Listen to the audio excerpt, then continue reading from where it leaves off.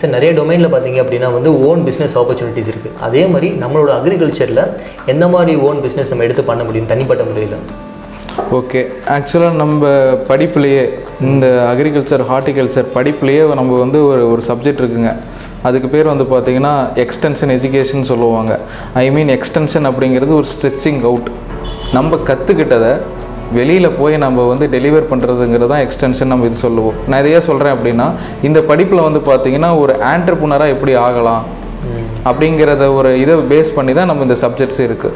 So இதை படிக்கும் பொழுதே ஆட்டோமேட்டிக்காக ஒவ்வொரு அக்ரிகல்ச்சர் கிராஜுவேட்ஸும் இருந்தாலும் சரி, ஒரு டிப்ளமோ படிக்கிற ஹார்டிகல்ச்சரிஸ்டாக இருந்தாலும் சரி, அவங்க வந்து ஆட்டோமேட்டிக்காகவே வந்து ஒரு பிஸ்னஸ் எப்படி மேக் பண்ணுறது அப்படிங்கிறது வந்து கண்டிப்பாக வந்து புரிஞ்சுப்பாங்க. இது இல்லாமல் இன்னொரு சப்ஜெக்ட்ஸ் வந்து பார்த்திங்கன்னா வந்து லைஃப் ஸ்டாக்ஸ் அண்ட் பவுல்ட்ரின்னு இருக்குது. இப்போ நம்ம வந்து ஒரு ஃபார்ம் வைக்கிறோம், நம்மக்கிட்ட ஒரு லேண்ட் இருக்குது.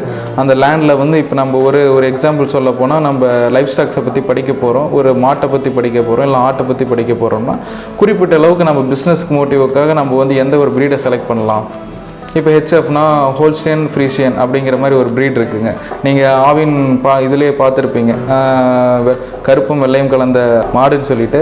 அதை வச்சு நம்ம வந்து ஏன் அதை நான் சொல்கிறேன் அப்படின்னா, அந்த ப்ரீடிங் குவாலிட்டிக்கு வந்து எவ்வளோ ஒரு நாளைக்கு வந்து மில்க் அதிகமாக கொடுக்குது அப்படிங்கிறதுக்காக நாலேஜை இந்த கோர்ஸில் தான் வந்து நம்ம இது பண்ண முடியும். ஒரு பவுல்ட்ரி ஃபார்மிங் வைக்கிறாங்க அப்படின்னா அதை பற்றி தனியாக படிப்பாங்க. இல்லை ஒரு பிக் ஃபார்ம் அப்படின்னா அது தனியாக படிப்பாங்க. இல்லை நம்ம வந்து ஒரு அக்ரானமிஸ்ட் ஆகலாம். நான் சொல்லியிருப்பேன் ஃபஸ்ட்டு, கல்டிவேஷன் ப்ரொடக்ஷனை சார்ந்த சில வேலைகள். இப்போ நான் ஒரு மக்காச்சோளம் போடுறேன் அப்படின்னா அதுக்குண்டான புரிதல் இங்கே தான் இருக்குது. மக்காச்சோளம் ஒரு கிட்டத்தட்ட ஒரு 3 ஏக்கரில் மக்காச்சோளம் நம்ம போடுறோம் அப்படின்னா ஒரு 3 monthsல வந்து ஒரு 2 lakhs பக்கமாக நம்ம வந்து ஏர்னிங் பண்ணலாம். இதில் இப்போ நம்ம கல்டிவேஷன்ஸை நம்ம வந்து ஒரு டொமேட்டோ கல்டிவேஷனு, இல்லை நம்ம வந்து ஒரு பிரிஞ்சால் கல்டிவேஷன் அப்படிங்கும் பொறுத்த வரைக்கும் அவன் வந்து இதை படிக்கும் பொழுது அப்படி தான் அவனுக்கு கிளைமேட்லாம் எப்படி இருக்குது, இந்த சீசனில் இந்த பருவத்தில் என்ன பண்ணலாம், இந்த பருவத்தில் வந்து நம்ம எந்த விதையை நம்ம வந்து இது பண்ணலாம், ப்ராட்காஸ்ட் பண்ணலாம், இது மாதிரி அவனுக்கு வந்து ஒரு புரிதல் இருக்கும் பொழுது அவன் ஆட்டோமேட்டிக்காக வந்து ஒவ்வொரு துறையும் சார்ந்ததை நம்ம வந்து அவன் பிஸ்னஸாகவே அதை வந்து நம்ம வந்து இது பண்ணலாம்.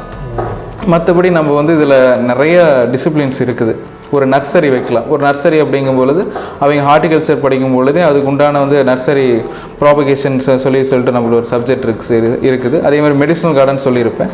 அதை தாண்டி இதை வந்து அவங்களோட பெக்குலியராக வந்து இந்த பிளான்ட்டை பேஸ் பண்ணி மார்க்கெட்டிங்கில் என்னவா இருக்குது அப்படிங்கிறத பொறுத்து அவங்க வந்து ஒரு நர்சரிலேருந்தே வந்து பார்த்திங்கன்னா இது பண்ணலாம். ஒரு சீட் ப்ரொடக்ஷனும் இருக்குது. நிறையா ஏராளமாக இருக்குது இதில் இந்த சப்ஜெக்ட்ஸில் இது பண்ணிட்டு.